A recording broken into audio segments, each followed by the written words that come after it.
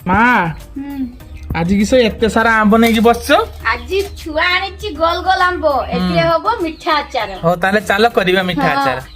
नमस्कार सांग मानी जय जगन्नाथ। जमती कि आपण माने मांकटू सुनी पाले जे आज गोल गोल आंबरे हबो मिठा आचार से प्रथमे देखंतु ए आंब को माँ प्रथमे भल भाव एठी धोई नेले आ धोई नहीं सारा परे गोटे टावेल रे से पूरा पोछि नेले भल से तापरे आंब को भल भाव रे काटी देले। देखि पड़थबे आंब बड़ बड़ किंतु माने टांकुराटा बेसी टाण हेइनी तो आराम से पूरा काटी हे जाउची।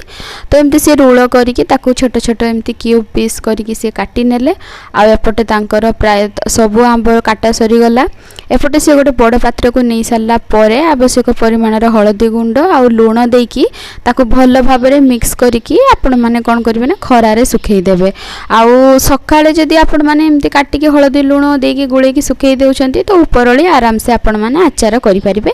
आपण माने चाहिले 2 दिन भी सुखई परिबे किछि प्रॉब्लम नै किंतु गोटे दिन रे ही आचार प्रस्तुत होई जिवो। तापर उपरळी देखंतु मा कढई रे दे देथिले माने जो पान मधुरी तापरे लंका तापरे मेथी माने ए सब को ना आपण माने भल भाव में भाजी नेबे। आ हाँ जीरा भी दे देबे। ए सब को आपण माने भल भाव में टिके भाजी की काढी नेबे। टिके ठंडा हो सारा पर आपण माने चाहिले ग्राइंडिंग करि परिबे नहले एमती होमादस्ता रे गुंड मध्य करि परिबे। आ लंका को देखंतु मु एपटे पूरा ग्राइंडिंग कर देली। एपटे तेल को भी मा गरम करिकि सेथरे दे देथिले चीनी अल्प की कलर उठिला परे आ बाकी तक जतिक चीनी सेतिकी मा दे देथिले। आ चीनी टी भल भाव में माने अधा जतबेले मेल्ट हे गला सेतबेले से जो सुखेकी रखिथिले आंब ताकू दे देले आ ताकू भल भाव में एबे मिक्स करिवे। देखंतु एबे टिके भल भाव में गुळागुळी करिवे जेमति कि आंबटा पूरा टिके मेल्ट हे जिवा आ सिझी जिवा। एपटे देखंतु हे गला माने आंब आचारटा प्रस्तुत हे गला। एबे ताकू माने काढी की किछि टाइम पई रखि दबा ठंडा हवा पई। देखंतु आचारर कलर भी पूरा हे गलानी आ तेल भी बाहरी पड़लानी।